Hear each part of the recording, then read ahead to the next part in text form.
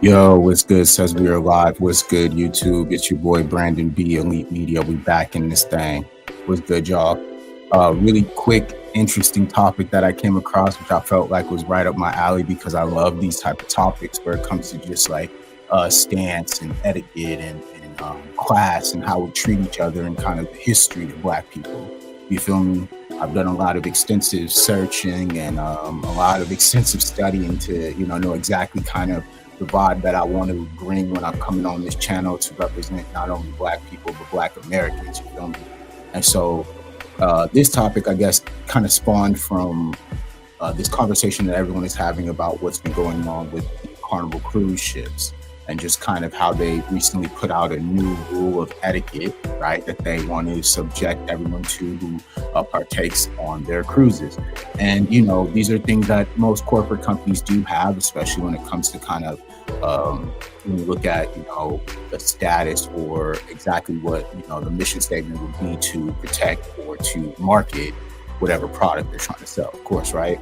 So right now, there's been clearly an influx of Black Americans who are traveling on these Carnival cruises. They're saying that somewhere it's around $79 per cruise, which is, in my opinion, a great price. But I think what happens is sometimes when you make things affordable, sometimes you can attract a certain crowd. And so, of course, traveling is a different vibe, right? If you've never traveled before, of course, right? Some people travel for all types of different reasons, right? For vacationing or for a holiday, whatever it may be.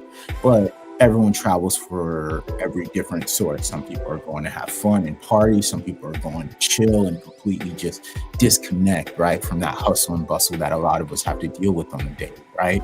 And so a cruise, I'm assuming, is one of those places that attracts or appeals to both, right? And so what I've at least noticed is like the goal, or at least how things have been marketed, is like Carnival Cruise has kind of become the party cruise.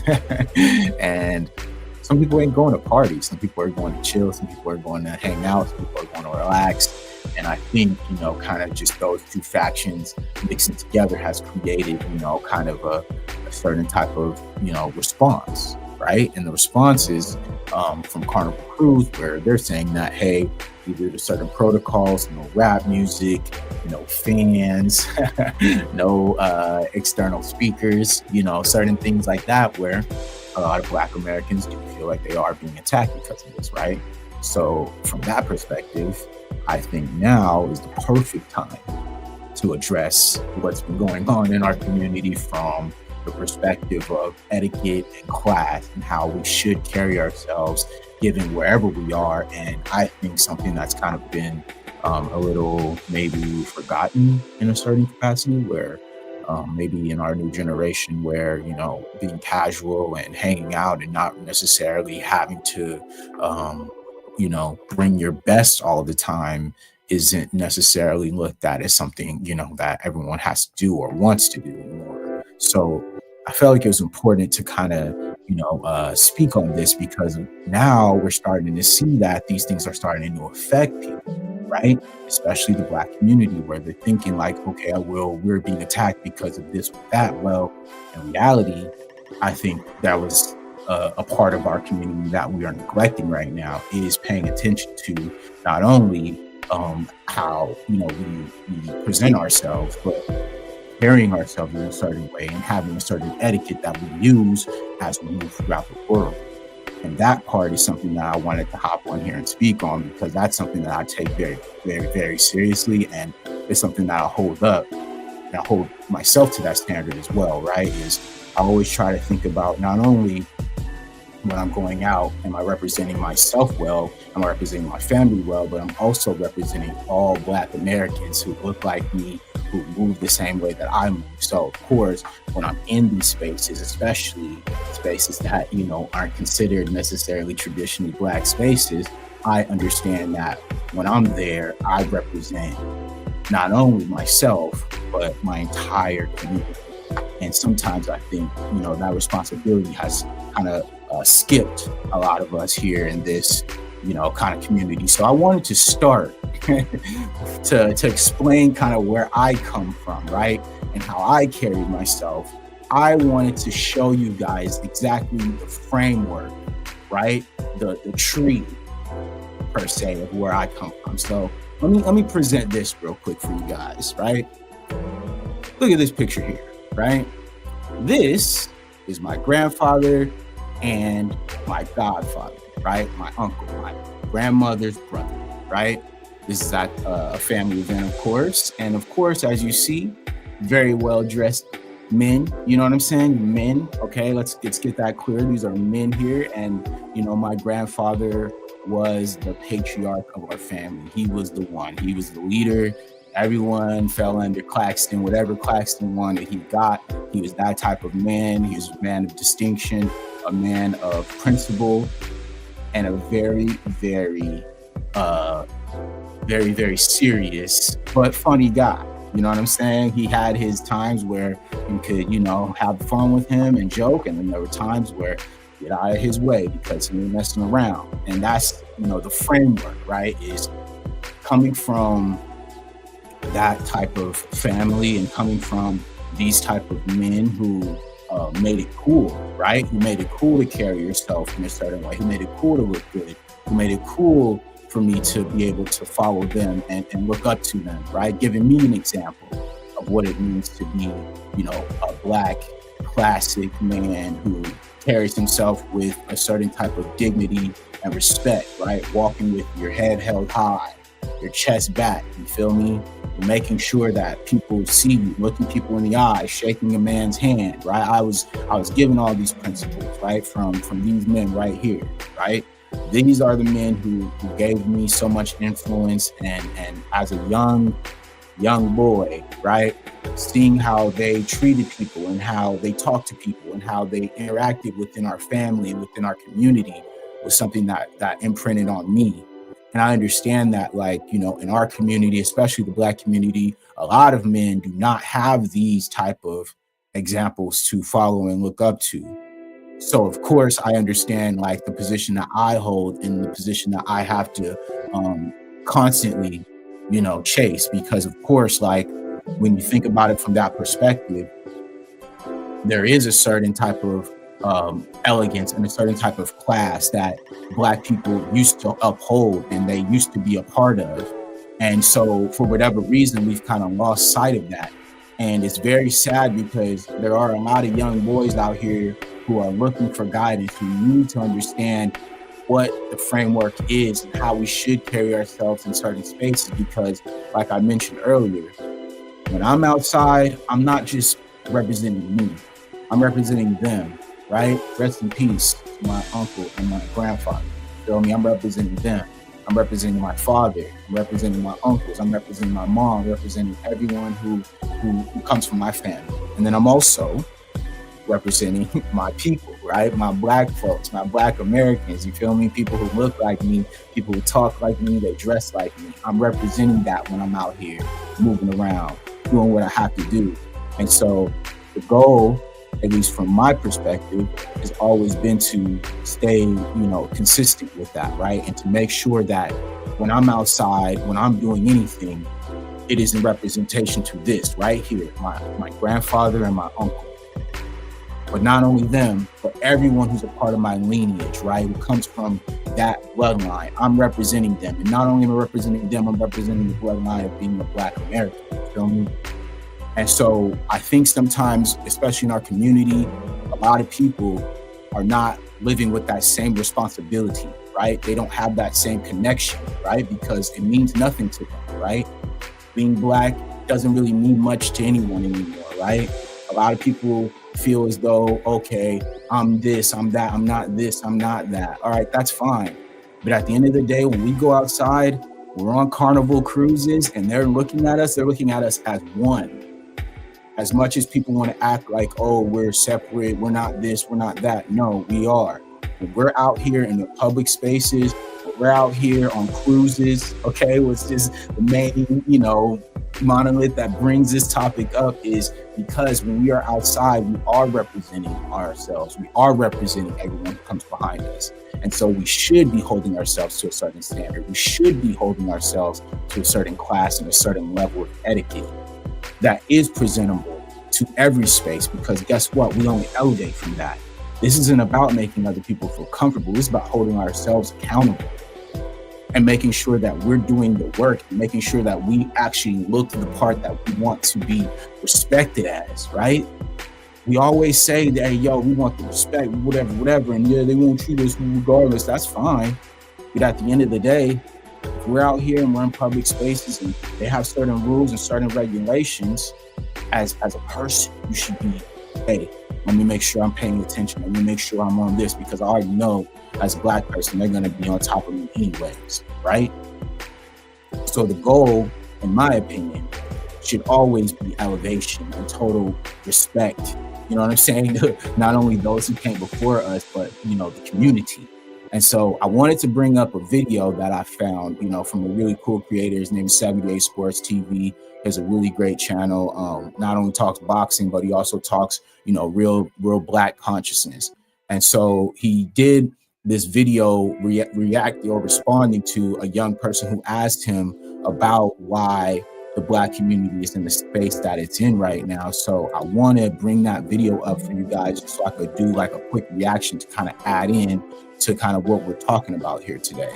And so I want you guys to kind of, ride with me on this one and just kind of, see where I'm coming from, and just so we can kind of have a little bit more commentary outside of just my own, right? So again, 78 Sports TV, this is the No 304 show. So check it out.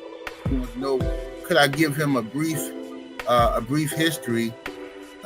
He said, can I give him a brief history in 10 minutes or less on how the Black community in America got into the condition we're in, as far as he says none of his friends' parents are married.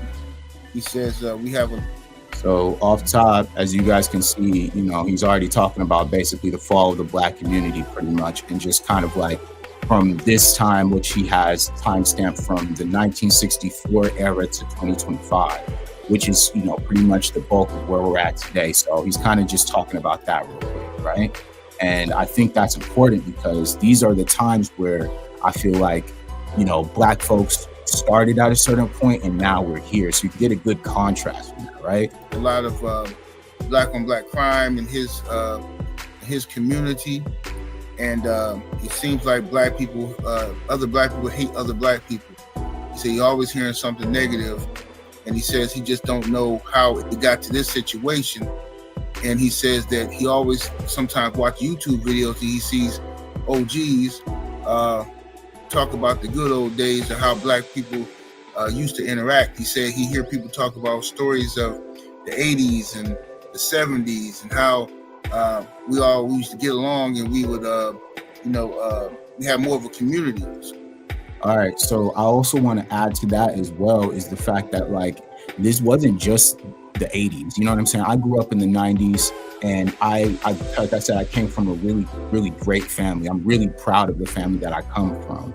And so I grew up, I would say, in a bubble personally. You know what I'm saying? Growing up where I grew up in California, around the family that I have, it made me really I don't know, maybe it made me a little bit jaded, because I just was so wrapped in just Blackness. Every every event we went to, the churches, the family events, the birthday parties, it was always within the Black community and Black folks. And I never really had those maybe those terrible experiences where of course, when you grow up, yes, when you start going out, you know what I mean, exploring different areas, you're going to have your different experiences. But as far as that family unit, when I was growing up, I was really blessed to be able to be in the family that I'm in the family that I'm, associating with, and other families that we were around, because our community was just so tight. And I'm very blessed for that. But I understand a lot of people didn't grow up like that, so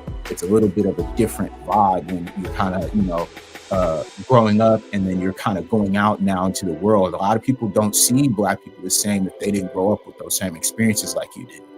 And so a lot of people have a certain level of anxiety or a certain level of reservation toward Black people, when in reality, you coming from where you're coming from, you're like, yo, like I just grew up around positive, great black people, productive black people. I didn't grow up around, kind of the same, perspective as you did, but I can understand, and so that's kind of, I think, what 78's like speaking on right here. So he continued. So he wants to know, in my opinion, what happened and why aren't more of us, why that family structure isn't there anymore. And he say in 10 minutes or less, well, brother, yeah, you definitely 19, because you just asked me to teach you something, but then you trying to give me a time limit as to how to do it. Yeah, that's definitely some young boy stuff right there. I don't think you think you can't keep up, or your attention span ain't that long. You'll be okay. If you really want to know, then I'll tell you. But I'll try to keep it short for you though, homie. What you're seeing here on the screen is a picture of a black family in the 1950s, early 60s. This was the typical black family, okay? Good, clean people, took care of their neighborhood, prideful people, raised their children with respect. Black men and black women in the house together, working as a family unit. All right, so this is how I grew up. I grew up in a 2-parent household, black parents, you feel me, here in Los Angeles, California, you know what I'm saying? A very, very bubbling black community here, okay? Yes, right now, in California, it's about 7% black, but growing up, like I said, it was a bubbling community. There was plenty of black folks in California when I was growing up, and even as far back as my grandparents, my great-grandparents, they've all been here. My grandmother and my great-grandmother had houses on the same exact street when I was growing up. So when I came to my grandma's house, I could run right down a couple of houses to my great-grandmother's house, and we would have a ball. You feel me? All the cousins would come over there. They'd come over to my grandma's house, and we would kick it, man. And so that was the family that I came from, the family unit, right? And that's exactly what he's talking about, is like, yo, like the family, vibe, and how, there was a unit of black folks working together, right? And that's the point, is like, when you're growing up, sometimes, you know what I mean, you don't really know, like, what you have until you grow up and really start to experience this, right? And so I wanted to bring this picture up real quick too, because I feel like this is one that, for me personally, this is kind of how I grew up right here. And this is right here, this is my aunt, this is my sister and my cousins, you feel me? This was how we grew up, you know what I'm saying? Family unit, you know what I mean? Nothing was out of place. Everything was a safe space. Like, I stay at my aunt, who lived right up the street from my mom or my grandparents, and then my grandparents or my great grandmother. Like, we just all were. It was like they said, it was a village, right? And a lot of people don't have that village, right? They don't have that everyday, support system. And so I feel like as the black community started to kind of, evolve, right, and go in a different direction, a lot of things started to come up, right? And so those things, at least from your, from everyone's perspective, really changed the family dynamic that we kind of experience nowadays in 2025. And so I feel like that was something that, was really, really important to talk about, because this adds that extra layer, right? That traditional family unit that the black community used to have. It's changed so much, and we definitely have lost that sight, working as partners back in those days, you know what I mean? This was typical to see a black man and a black woman together. It's said that before the 1964 Civil Rights Bill, black households, 81% of those households had a man and woman living together in that household. And it's said that I think high 60% of them were actually married. Okay, so 81% was mother and father living together, raising a family. But I think in the high 60s they were married.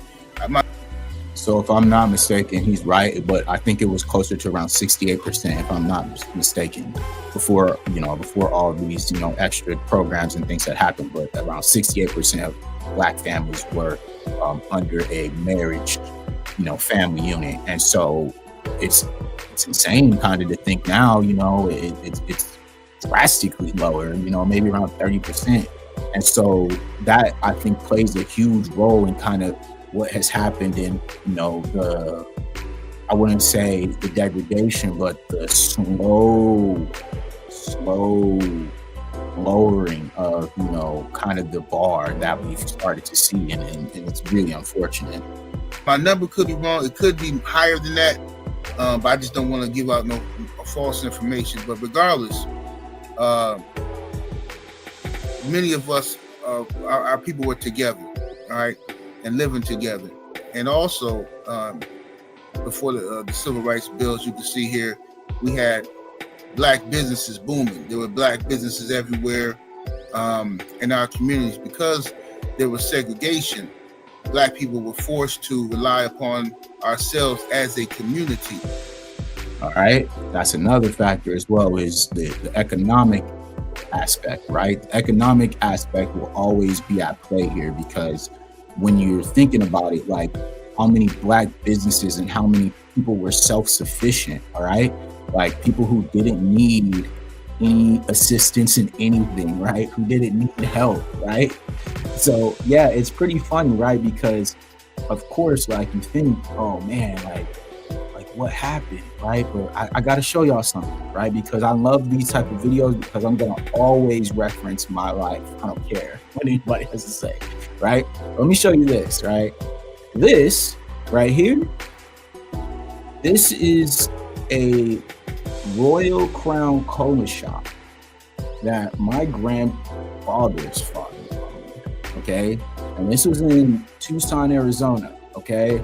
So as you can see, there was a big component of this. And my grandfather grew up on a horse farm in Tucson, Arizona, all right? And so his family not only had horses, but they also had their own businesses, right?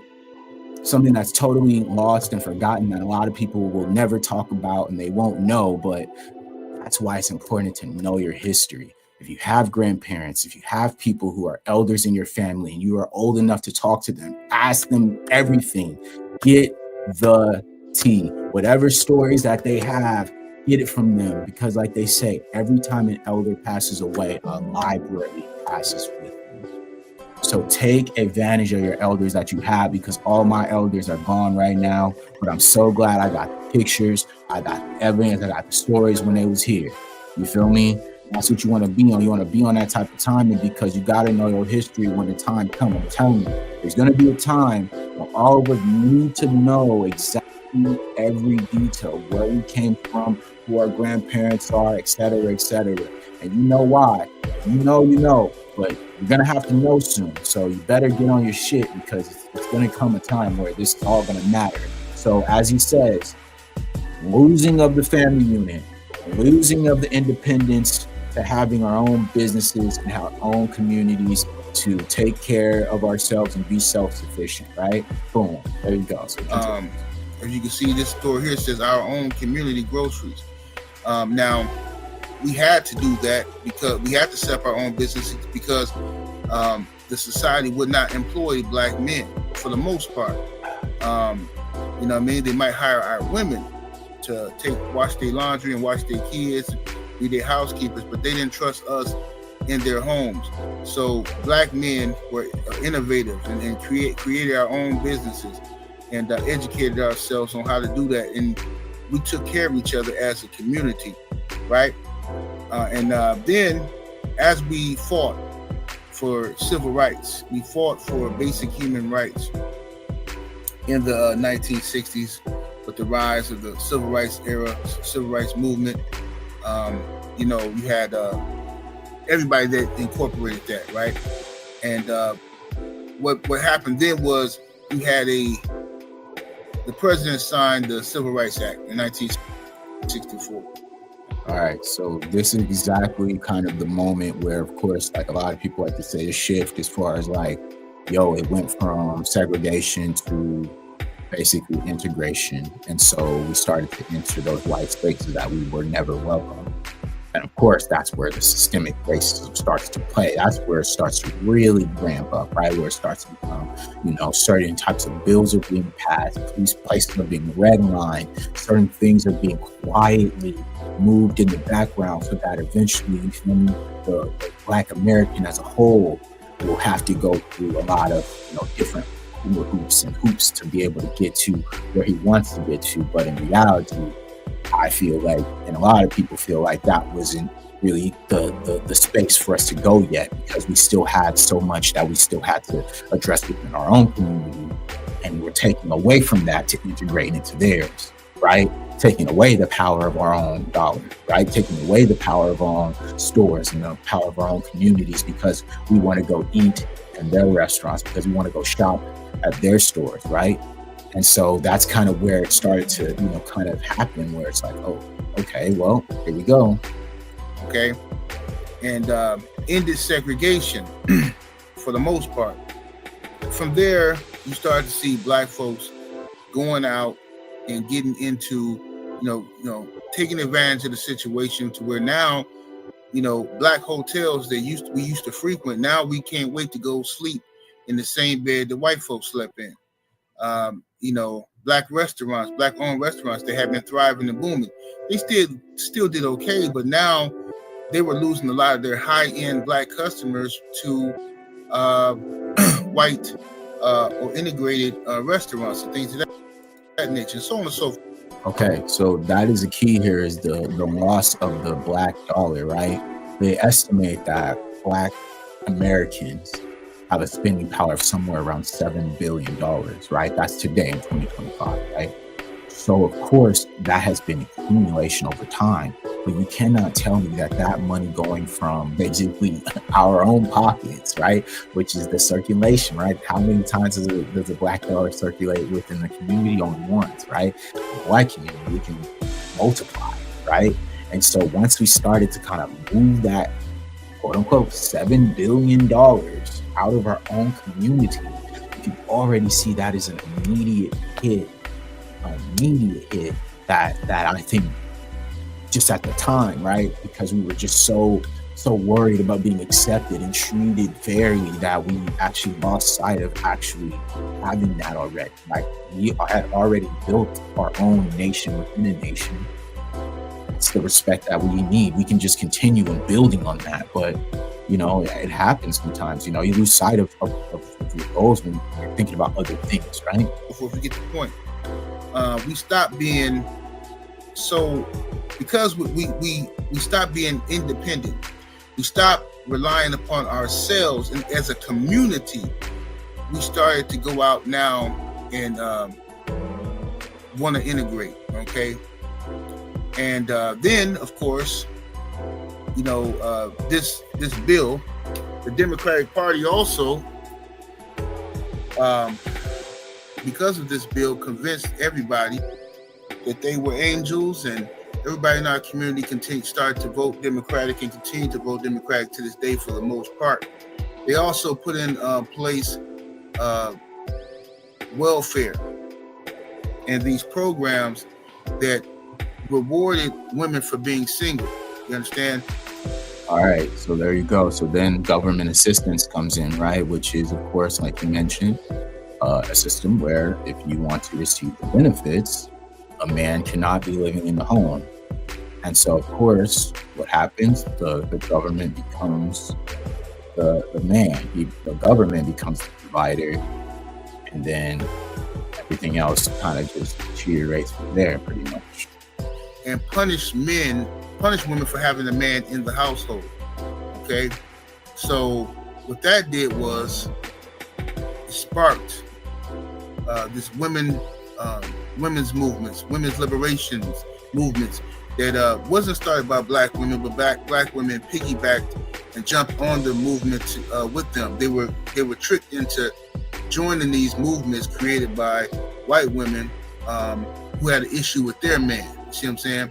So they use our plight, like they always do. They use our plight and to get us onto their movement. All right. So of course, like you said, sometimes, a lot of times, during maybe a key moment that Black people will be having to fight for, whatever, issue that we may be, chasing, equality, or, you know, making sure that, Black people are not getting attacked on the street, whatever it may be. There will be people who will hijack that buzz and be able to kind of steer it in the direction that they want to. And he's making the point about feminism and just how the movement kind of got right behind that. And then boom, now, right now, you have what you have in our community. Then, of course, they basically hijacked our civil rights movement and turned it into something else, which then led to the sexual revolution. Where you had, the rise of the Playboy Mansion and the Hugh Hefners of the world and stuff like that. You had the Superfly movies coming out. You had the United States government flooding our communities with dope. They already took the man out the household, for the most part. The rise of Black entrepreneurship was disappearing very rapidly. You know what I mean? And with the rise of the hippie movement and things of that nature, and them forcing the Black men out of the household, you start to see more women-led households, more young men and young women being raised without a father figure in the household, a lack of discipline, a lack of respect, and then you had that getting translated over into the community. All right, so that's so key. Like I just mentioned, is once you lose that structure, right, that family structure, it starts there. It starts with the family structure. Once you lose that, you have a whole generation of kids who are out here with no direction, no purpose, because they do not know where they come from, who they should follow, how they should hold themselves, what they should do, right? And like I said, I've been blessed enough to have my father, to have my mother, to be able to have the family that I come from. But I understand there's so many people who did not have that based on circumstances that were beyond their control. You feel me? And that's the sad part, is we do come from a certain type of culture where that is not something that's at the forefront, is a solid core mother and father unit. That is what is going to help the community. Of course, we understand that is not everything. We get that part. But the start, the base level, the beginning has to be there. Especially if it's a child. If a child is being born, a child should be born. Two parents who are there to support them together. Whatever else happens, that's, between you and that person. But at the end of the day, that is such a core value, a core part of how kids are raised, how they understand how to act in public, the etiquette of being at a restaurant or being at a public space, how to treat people, how to talk to a waiter, how to talk to a cashier, how to talk to anyone, all right, how to talk to somebody on the street, all right, how not to talk to strangers, how to, be, aware of your surroundings. Those are all things that you learn from your parents and from your family and people who are around, and being in different spaces to be able to grow and understand these things. But if you're not exposed to those, you're not going to have those tools. And that's just kind of what we're seeing, man. It's sad. That poured out into the streets. When you got a bunch of kids out there with no discipline, no respect, no fathers in the household, then you're going to have a community in chaos. You know what I mean? But what you are also going to have is a bunch of programmed robots to vote the way you want them to vote. As long as you keep paying the mama, you understand? As long as she feels like she's doing good, she forgot what it was like to have a man in the household taking care of y'all, working together to pay the bills. She has gotten totally dependent upon the government being her new man. You understand? That's exactly what it is. Once you replace the value of what a father brings to a family, and you just replace it with money, sure, you'll be able to get by, you'll be able to pay the bills, all that stuff. But when it comes to the actual role and what you need to be from a father and what influence he's supposed to have in a child's life, specifically the inner dynamics, right, between a mother and a father, are totally understated and totally underrated that are, necessary, right? For any girl or boy, right? Women need fathers, men need fathers. There's nothing, just like they need mothers, just like we appreciate mothers, we also have to make sure that we appreciate fathers as well, because they play just as much of an important role as anyone else, right? In a family dynamic, the father and the mother together create a harmonious, union that should really create a safe and valuable space for a child to be able to platform themselves onto the next level. That's what any family and I think any mother and father's goal is, right? Is to create a life that helps their kids to get to the next level and to be able to, accomplish things that they never got to, right? So you gotta, keep that in mind. The role of a father is not important. Understand? So that's what happened to a lot of our communities. Now, a lot of this stuff gets skipped over. We talk about the drugs being put in our communities, the guns being put in our communities, them unaliving all of our leaders and stuff like that. A lot of that stuff gets overlooked. And people call it excuses. Oh, these excuses. No, it's not excuses. It's facts. It's what actually happened. And if you do this to anybody's community, you're going to destroy that community. You understand? That's a fact. And I think that plays a part, is like you said, our leaders, a lot of our figures, people that we've put a lot of very big,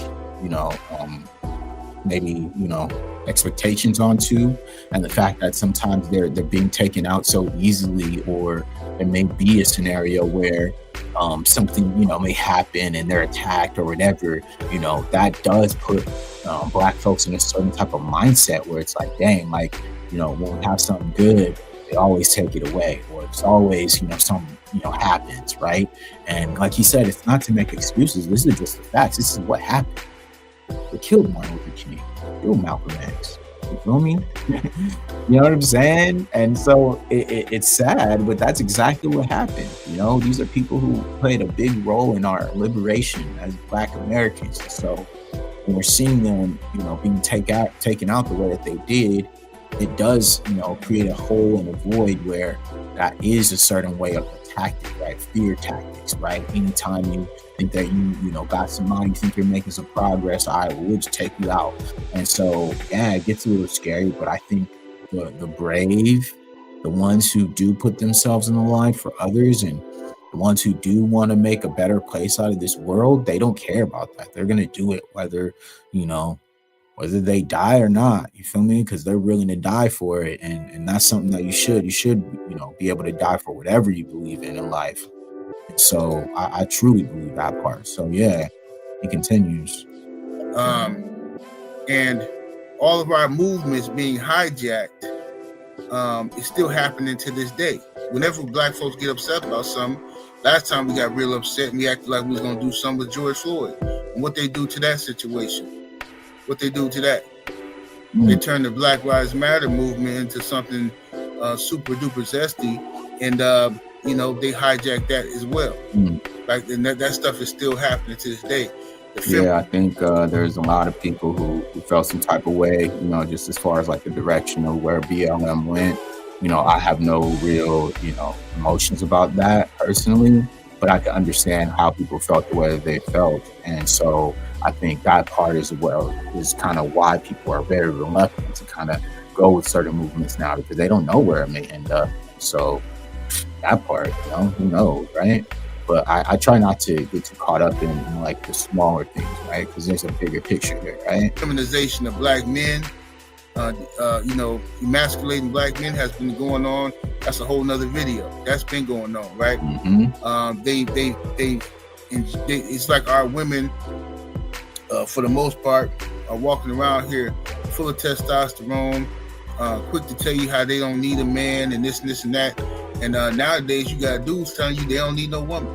So with that being said, I mean, that's the demise of any community. Once the man and woman can't connect no more, and there's a gender war, and we thinking this woman is my enemy. She thinks I'm her enemy, right? We every day we wake up with some gender war nonsense on our mind. how can we come together to have a community?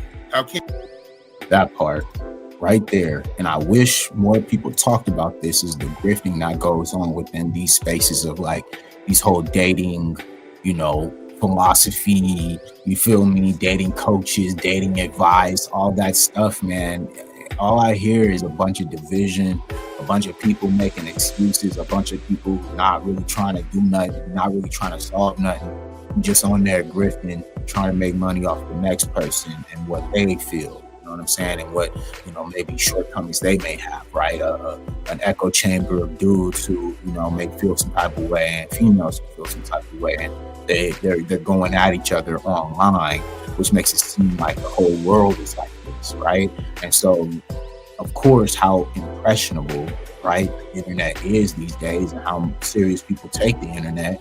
Of course, there's going to be influential people who are going to run with this. And that's what we've seen right now. A bunch of influencers who are making a lot of money, telling people terrible advice about what they should do and who they should be dating. But in reality, they're living totally alternative lives to what they're telling y'all. And some of y'all ain't, you feel me, smart enough to see it, you feel me, to see the grift. But like at the end of the day, like, you gotta be careful and understanding that like a lot of these people are playing games on the internet and they're making money off y'all. You gotta be smarter about, the stuff y'all listen to, the stuff you consume every day, because that's gonna make an effect on you in your life. And you can't mess around with that type of stuff, because it'll catch up real quick. You know what I'm saying? And especially just in the Black community, where we already are so divided as a community. Like, we don't need more of this stuff telling each other what we should be doing, who we should be dating, who we shouldn't be dating. Like, bro, like, we got bigger fish to fry here, and we need to be sticking together. You know what I'm saying? Black women and Black men. You feel me? You know what I mean? The only ones that's hurting is our babies, not our future. It's the only ones that's hurting behind this gender war nonsense of people trying to be right. You know what I mean? So at the end of the day, our community was turned on its head. Everything good became bad, and everything bad became good. And I know we say that a lot, that this is happening today. How people have turned, this society has been flipped upside down, where all of the stuff that used to be good is now bad, and all the stuff that's bad they promote is good. Well, that stuff started happening in the 60s. And one by one, slowly and for surely, our community has been on the decline ever since the Civil Rights Bill. Now, you would think that the Civil Rights Bill would have made everything better for us. And it did make some things better for us. But what it did do for us was it took away our independence for each other. It took that away. And then made us rely upon a white pacifier. You know what I mean? Afraid to take that pacifier out of our mouth, and afraid to go out there and get something on your own. You know what I mean? And I think that's why, right now it's such a wake-up call in America, because Black Americans are starting to realize that, hey, like, now, like, we really are on our own, and we really do got to figure it out, and we really do got to start getting to work on what we lost, right? And the time, how much time it took for us to even get established. Now we got to build that all back up. And I think a lot of people are down now. They're getting more and more tapped into kind of what we're up against and what it's going to take for us to get to that next level. You feel me? And so I applaud those type of Black folks who are making the necessary adjustments within their mindset to be able to think, all right, man, it's time to get back to us. It's time to get back focused on what we trying to do and how we're going to go about this, because otherwise there isn't going to be a lot of people who are going to sit back and be able to have much to say. You know what I'm saying? We're going to have to be the ones to focus and to, drive ourselves and make sure that we're on top of these things. And I've been seeing kind of like what's been happening as far as like what the gender war has created it within, our system, right? As far as like Black folks and kind of what we're up against. And I think, as we grow, we continue to see that, man, like, we can only rely on ourselves. We only got ourselves. So I figure it's about time to get back to it. We had so much. We had Black Wall Street. We had so much great things we had built on our own. You know what I mean? And I understand the civil rights movement. I knew what the people were trying to do, but I think in a lot of ways the civil rights movement, it being hijacked, hurt us in our community a lot.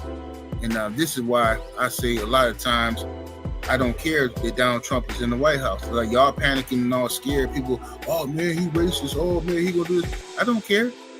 I hope Donald Trump does something that sparks entrepreneurship back into the black community. I hope he does something that we to put us in a situation where we have to depend on each other again. That part. That's a little bit more radical for what you guys may be ready to consume, but I think it's important to start there. You know what I'm saying? To start with the history and give you guys a timeline before we get to what's been happening now. You know what I'm saying? And so now I want to bring up what they were talking about when it comes to this whole situation, and you know the Carnival Cruise, you know, vibe, right? So I want to bring up this video from her name is, the content creator is Pink Book Lessons. And so she kind of talks about, you know, Ricky Smiley and him and his crew on their radio show, kind of talking about what is wrong with our community currently and you know, the whole cruise ship situation, you know. And so it's going to be interesting to see kind of, you know, his perspective, right? So I'm watching this with you guys. So let's see. For a minute. This is a little argument. This is gonna tick a lot of people off. A $79 cruise. That opens the cruise line up to a lot of people who normally wouldn't have access to a cruise. Yeah. A $79 cruise would attract a lot of people who wouldn't normally be able to afford a cruise. But I have to be honest, I've never heard of a $79 cruise before. Who's selling those? All right, yeah, that's facts. Right off top, I mean, $79 for a cruise is pretty cheap. And of course, that's gonna attract a certain level of person, right? I used to work in corporate fashion for a little bit. You know, I was doing some stuff over there. And one of the companies I worked for was one of those major retailers, we'll say.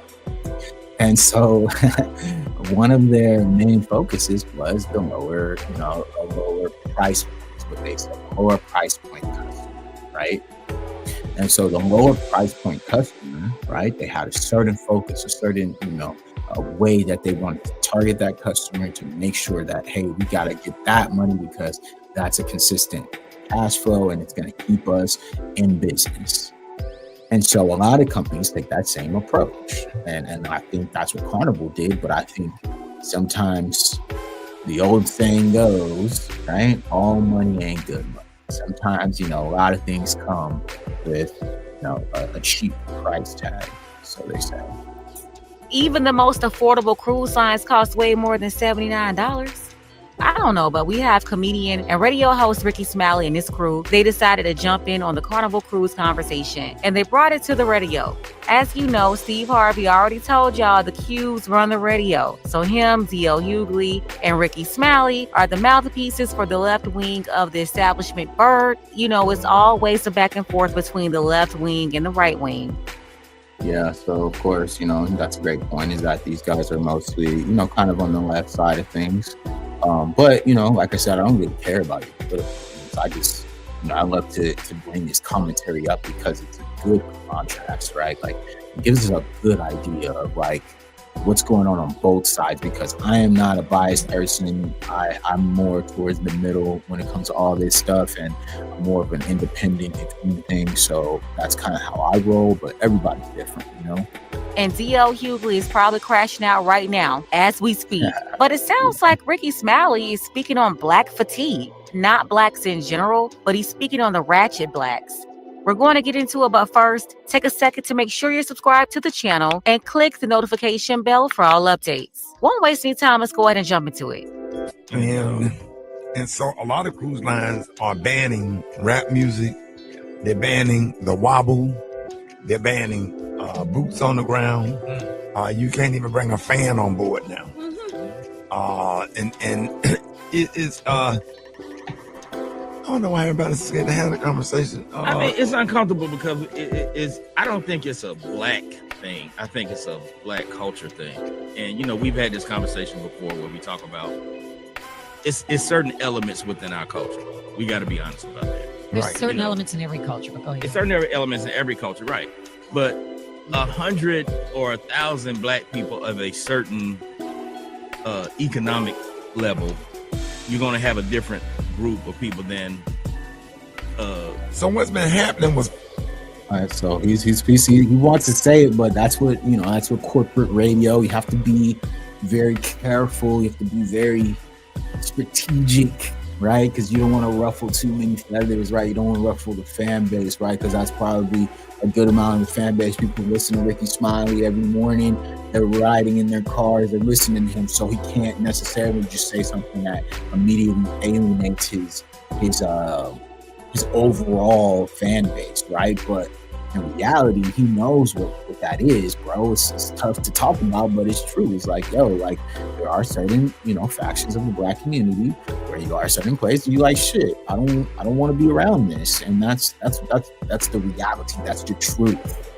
And unfortunately, in our community, sometimes we're scared to address it for whatever reason, but we ain't gonna do that here on the media. We gonna call it how it is. Fights on the ship. a lot of fights, a lot of people just being out of control. Disruption. Disruption. People who don't know how to. What's the word I'm looking for? A certain level of decorum, right? That comes with coof and coof. I think the perfect word is etiquette. It's etiquette. It's right here. Etiquette. Right here. Etiquette. Wherever it may be, up or down, it's etiquette. It's coming to a place, knowing how to act, knowing where to be, knowing where to sit, being respectful of the rules, being respectful of the space, whatever that may be, making sure that you're up to the standard and doing what you got to do, minding your business.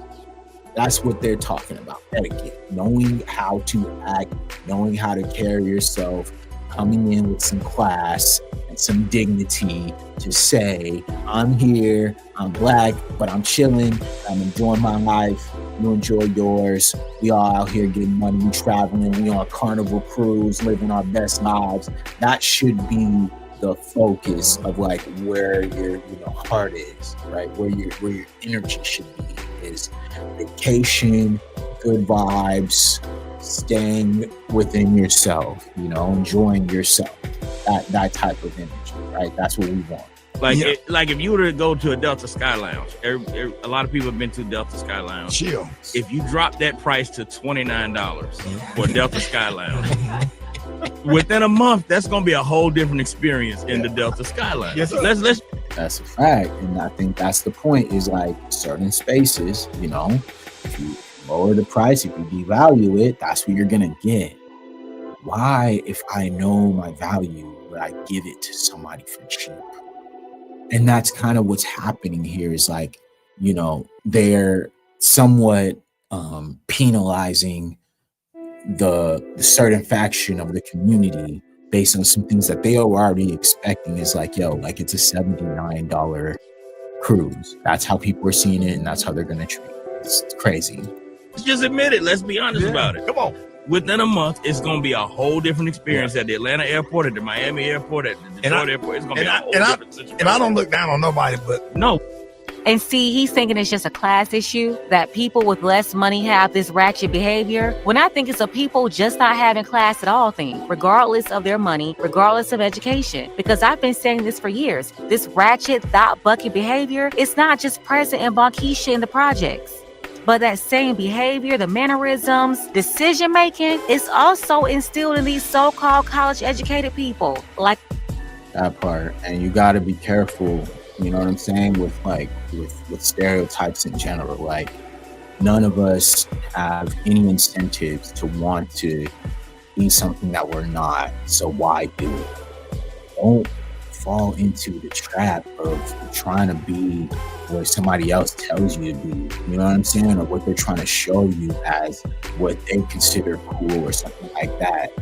Don't dumb yourself down. And that's a problem. I think sometimes in the Black community, we're so obsessed with, people accepting us, and not only just within like outside of our community, but also within our community too. Like Black folks wanting to be accepted by other Black folks, so they'll dumb themselves down to be able to be or considered relatable. When in reality, like that's not how we should be moving. Like we should be moving how you are, 100%, with no BS. And if you accept me, you accept me. If you don't, that's cool too. But at the end of the day, dumbing yourself down, trying to be something that you're not to appease other people will always lead to you being the person who takes the L. No one else. Because when you're so caught up in trying to be like everybody else and trying to fit in to a box that necessarily was never even created for you, okay? Because like I said, we started from a certain perspective. This whole ideology and mentality is not even ours. We've been brainwashed to believe that this is how we are supposed to be, but in reality, we've shown you on this whole live stream right now that Black people came from a certain point, a certain type of class and dignity about themselves, and etiquette, and a certain type of, respect for themselves. If that's where we started, we can get back there 100%, but it takes the work. We gotta be real with ourselves and understand that, this is a part of our community that we do need to address, because we do have situations like this. It shouldn't matter if it's $79 to go to Carnival Cruise. You should know how to act. You should know how to act if you're going on a cruise. That's just facts. I mean, come on. Like I've been saying for the longest, it's different categories of the city girls. So you're seeing the same behavior from people that's supposed to be in the middle class, from the classroom to the boardroom, the courtroom, the hospital, and even the girls that's supposed to be above middle class. They can have $1 million and still have no class. You can't buy that. So yeah, again, it's the same problem I've been talking about forever. The whole community embracing this classless city girl street YN behavior. And now it's being acknowledged because the white people made up some new rules for the ratchets on the cruise ships, and they got them crying and whining about it because they feel targeted. Listen, man, you guys got to be careful with this, man, because that's what happens, There's things that we shouldn't be worried about, things that we shouldn't be addressing, things that we should be building on. And this is one of those things. We should be focused on cleaning up the community in more ways than one. Not just, hey, okay, yeah, we got to get back. But we also need to figure out a certain status, a certain way we want to carry ourselves, an etiquette that we want to move into. There's a new generation, a new wave of Black folks that we can now start to cultivate and create and be able to create our own narratives. We have every resource that we've ever had. It's time for us to start locking it in. Let's lock it in, guys. Let's start making sure that we are doing our part to take ourselves to that next level, to get our etiquette up to par, to make sure that we are taking pride in ourselves. Because that's what this is about. It's about self-love. I don't care about anyone else. I care about us. That's all this is. This is about love for ourselves and love for our people. And when you have that type of love, you have that type of, rapport for one another, that's where the respect level comes from within. That's self-respect. You feel me? Self-respect comes from right here, comes from within. And also, once you have that, you can now express it outward into the world to be able to touch other people and be able to communicate with other people and have other people see, hey, this is what I'm on, this is how I feel, and not being able to be caught up and stuck, right, on these weak stereotypes that they constantly try to put on. You feel me? We don't need to do that. Reverend Jesse Jackson said something during the Democratic National Convention in '88 that stuck with me. He said, just because you're from the projects, don't mean that the projects have to live in you. That's facts. It's all mentality. You feel me? We got to start there at least to understand that, just being, in a impoverished situation does not mean that's not your entire makeup. It's not your entire personality. Sure, yes, a lot of people have come from very humble beginnings and they've built themselves up to become great, amazing people in this world who've done incredible things.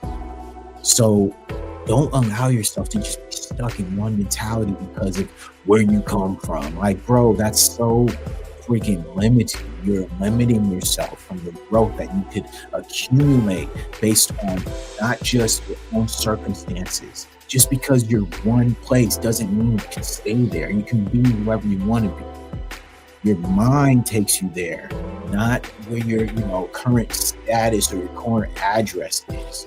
You can be whatever you want to be if you think it. Or a man thinketh, you become it. Become it. I become what I think because I have the power of this. I'm in the driver's seat. I'm the one who decides what I am. I'm the one who decides what I think, not anyone else. You feel me? Not anyone else. And that's true. The thing about project behavior and that mentality is you have people who never lived in the projects. They live in the suburbs or they live in normal neighborhoods, acting like project babies. Even folks who grew up in high-class affluent areas. That's just facts, man. I've been around these type of people, man.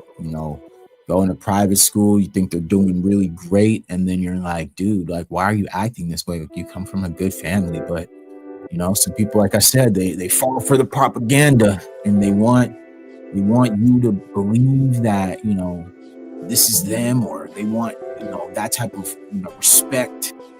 But in reality, like, it don't mean nothing. It doesn't. It never means anything. It never gives them anything that they want. It never gives you that full feeling, because you will never get that full validation that you want from anyone in life.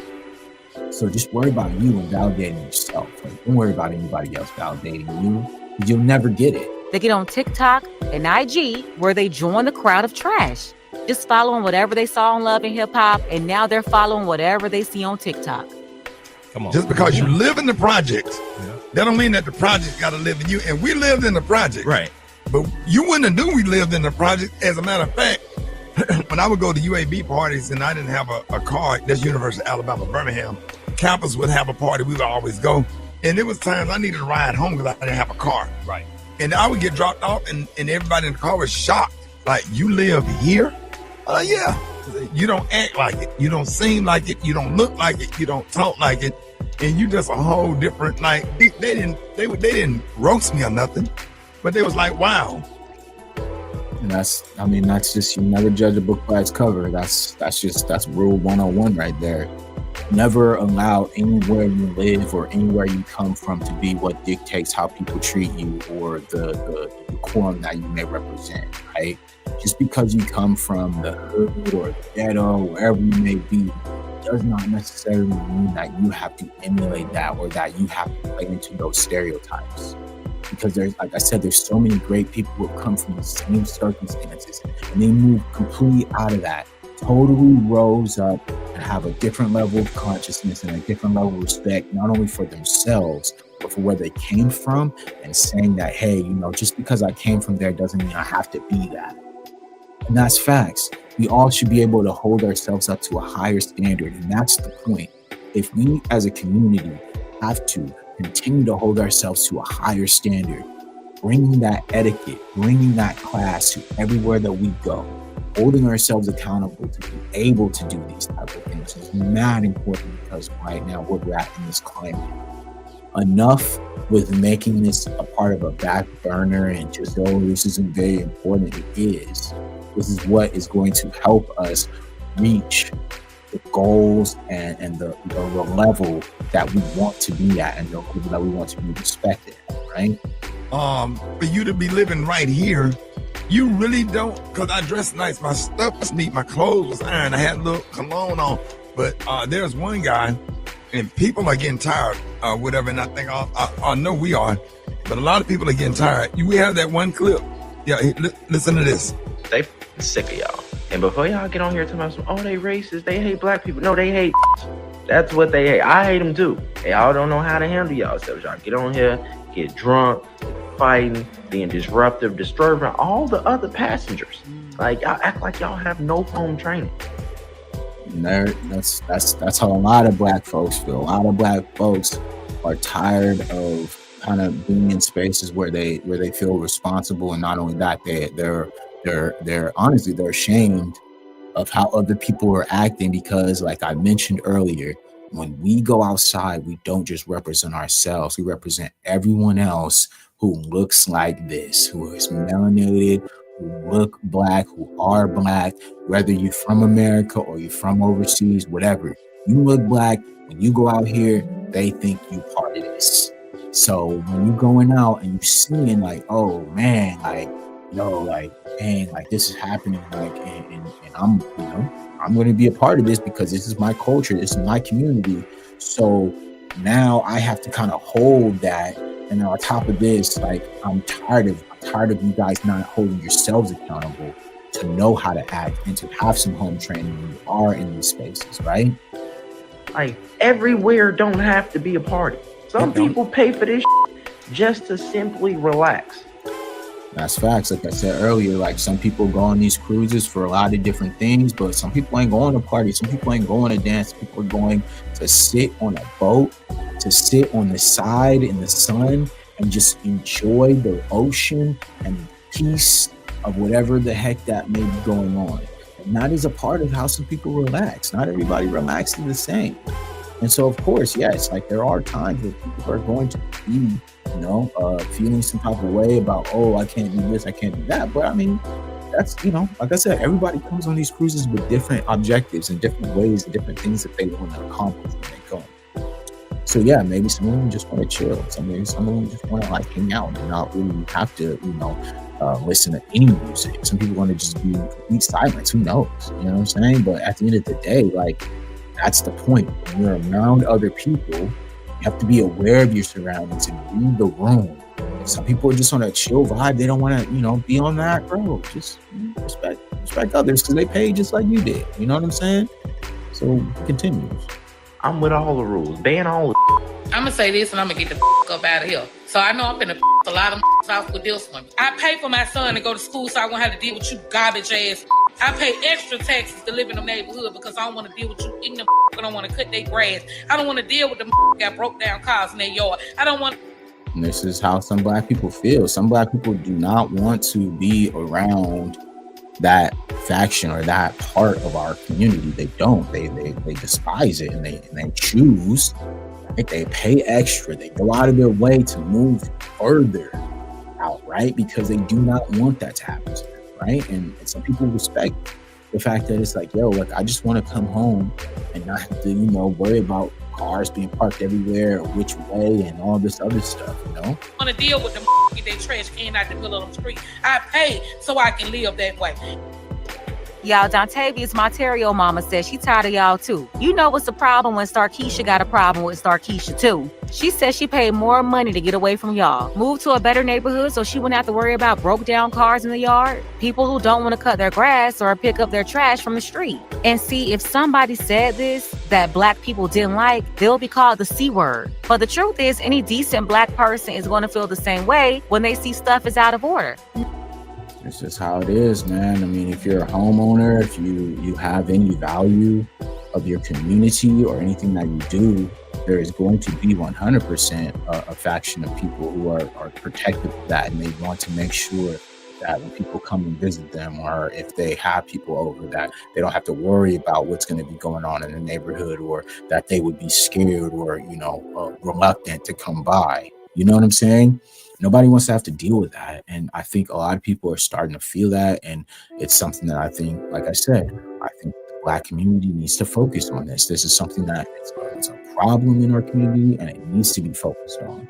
And I'm cool with it. I'm super cool with it. Nobody's trying to live in a broke down environment filled with people with broken mindsets. And no, it's not just black people with this behavior. But when we're talking about black people specifically, it's really up to us among ourselves to figure out our own issues. Come on. Yes. She said what I've been thinking a long time. You know how you've been thinking that, but you can't say it. No, you can't. I've really been feeling that, but you got to watch. Can we post a whole video, Beyonce? We got to post that whole video. This girl said what I've been feeling for years. Man, can we squash this thing called keeping it real? Like that hood mentality, like you ain't real if you ain't. Like, come on, man. Can we? I think that's part of the mindset. Right. So yeah, like what is keeping it real? What is that? Like, what is that? What is keeping it real? Like, I need help to understand what that is, because If keeping it real means that I have to be a stereotype, then I'm cool not keeping it real. I'm cool being myself, bro. Like, why would I want to fit into a stereotype to be considered real when, like, in reality, like, there's way more like realer things going on in the world that like we need to be focused on than like trying to portray something that we're not, you know? So we got to talk more about it. And I want to get your comments and your phone calls about this. Hit us up at 866-9-RICKY, 866-9-RICKEY. Do we be doing too much on these cruise ships and airports? Or are we dealing with black fatigue? Hit us up, 866-9-RICKY, Ricky Smiley the Morning Show. Black fatigue. Well, yeah. Grown up conversation. Yeah, it's sad though. Yeah. But the issue is the people are the ones that get all this. But the people, they don't realize that it's them. Yeah, that part is like, you know, it's hard to save somebody when they don't feel like they need to be saved. Like, a lot of people just don't realize it. They weren't taught. You feel me? They didn't understand what it means to act in a restaurant because they've never been to. You feel me? They've never been nice places. They've never been on cruises. They probably never have traveled. Like, there's a lot of that plays into this. And so, yeah, sure, they're not gonna know that you're talking about that. The ones that's the problem don't realize that they're the problem. I feel like the ghetto black people we talking about are never gonna realize that they're the ghetto black people we talking about. Yeah. It is sad. You too good. You think you too good. Will go off on you and then gaslight you. Yes. And I don't understand. It's almost like being classy is you just get punished for being classy. You get punished for being classy. That part, like I said, it's not the biggest, most praised thing to be classy in you know, in the black community. You feel me? It's not necessarily put on the top, you know, of the totem pole, right? But I want to show you an example of what classy looks like to me, guys, because I just, you know, I got to do it. You know what I mean? And so it's definitely something that I feel like, from me personally, like, this is what sums it up. This is what I saw growing up as classy, and what kind of made me have that level of class within myself. And so check this out. This is my Aunt Jen right here, right? Just look at this picture, family. Class personified. All right, look at that. You can get, let me get it bigger so you guys can really see, like, the outfit, you know, Gucci bag in the back. You know, it's my uncle right there. He got the black, white with the silk. I mean, haircut, immaculate. Everything on point. You know what I'm saying? The gold matching the gold matching the gold. Okay, this is a family right here. This is where I came from. This is class right here. You feel me? And so people try to tell me, oh, you know what I'm saying, what is classy? This right here, this is an example. I can give you guys examples of this. You feel me? Because this is where I come from. This is the cloth I'm cut from. And so when you really get to a certain level, and when you get to a certain age, you really start to respect people who have a certain class, and how they carry themselves, and how they move in a certain room, and the way that they're able to talk to people and relate, right?